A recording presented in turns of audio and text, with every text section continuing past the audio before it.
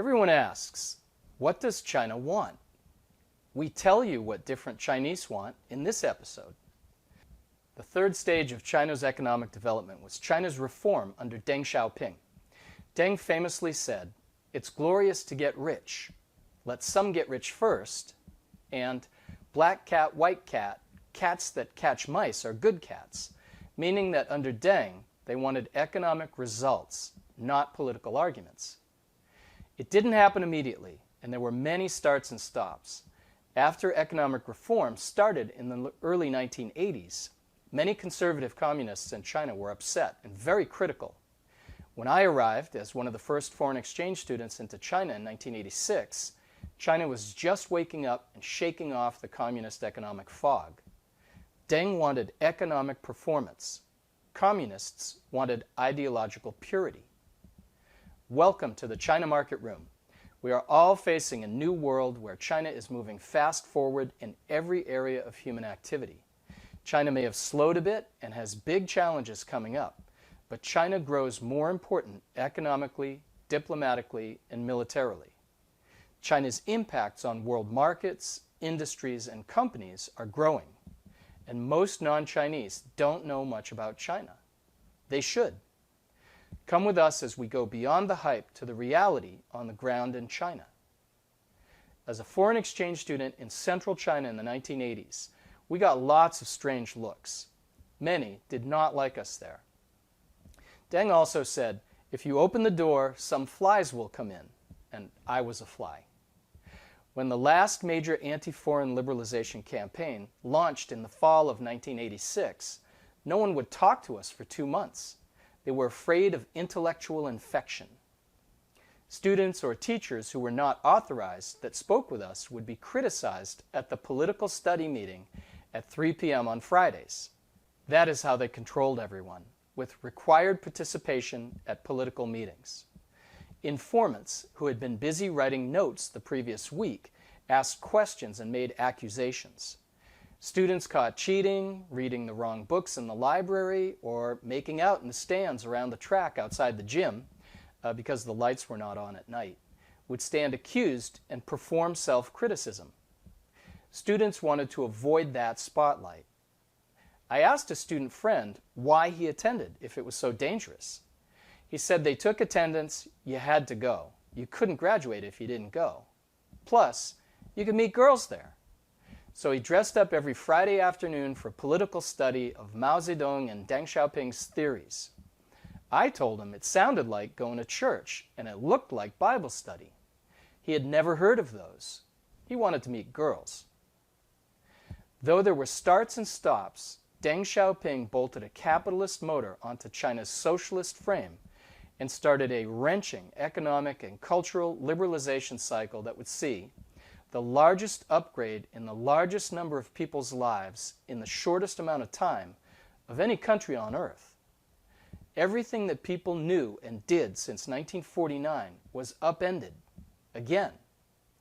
Many just wanted to live a quiet life, but able people wanted to upgrade their life. Songs and movies on cassettes from around Asia, especially Hong Kong and Taiwan, were casting their magnetic spell.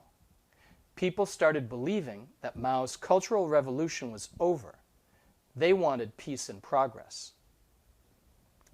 Other Asian countries were surging ahead by the 1990s when China's economic growth was picking up steam. Honestly, China didn't have much choice. They were playing catch-up. I went to China as an English teacher in Sichuan in the early 1990s and saw everything moving much faster towards a market economy. Roadside stalls were now storefronts. Private companies were investing in brands and multiple locations. But it was still early.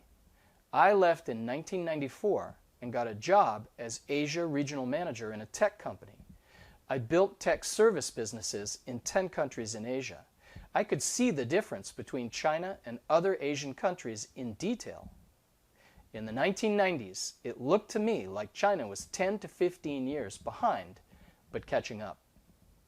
I went back to China in 1999 as an expat businessman, managing education businesses and China's top MBA program during China's high growth period in the 2000s. Chinese minds were open and they wanted to learn everything. We taught business knowledge, soft skills, and specialist language people could use to communicate with the outside world.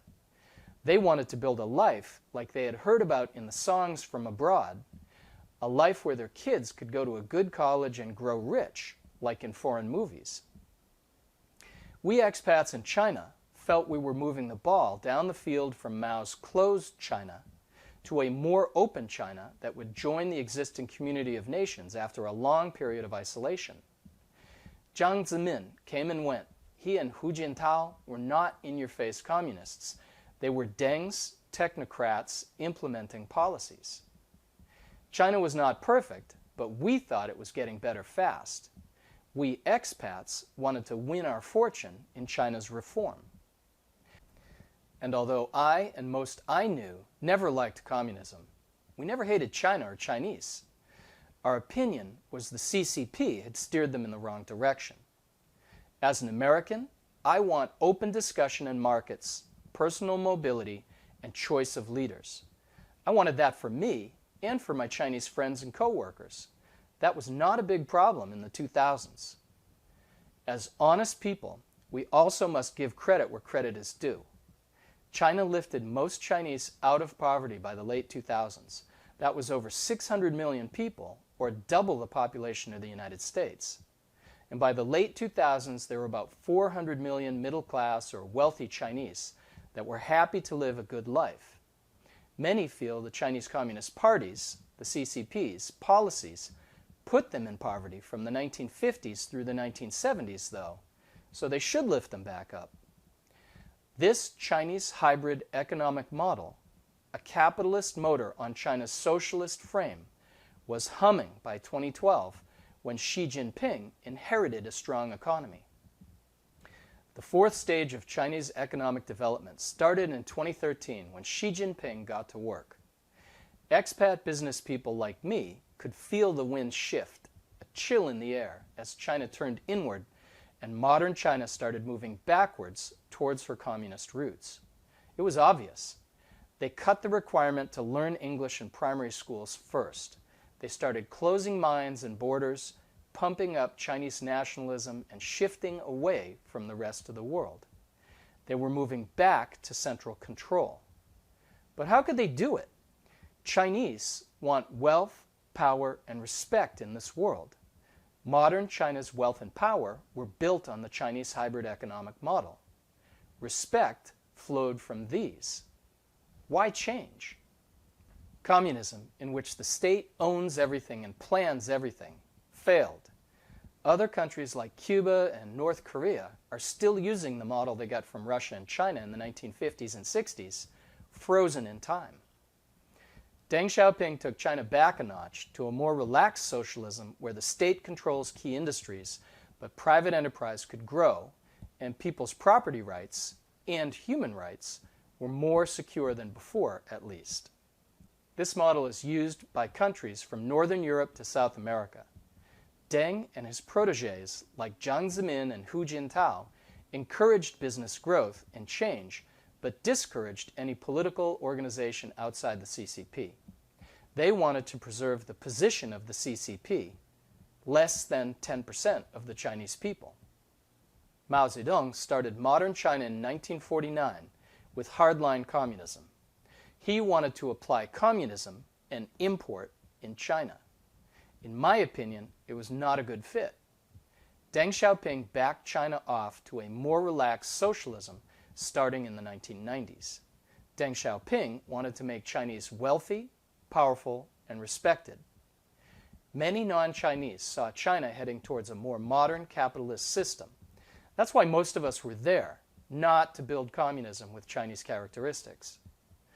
China's current leaders apparently want China to be more like North Korea and Cuba. This, in my opinion, will lose China wealth, power, and respect. Who wants to be more like North Korea? We explore this more in Episode 4, Is the CCP Against Private Property? My name is Will. I first went to China as an exchange student in the 1980s, then as a teacher in the 1990s, and then founded and managed education organizations and nonprofits in China in the 2000s and 2010s. I was fluent in Mandarin early on, and I traveled widely.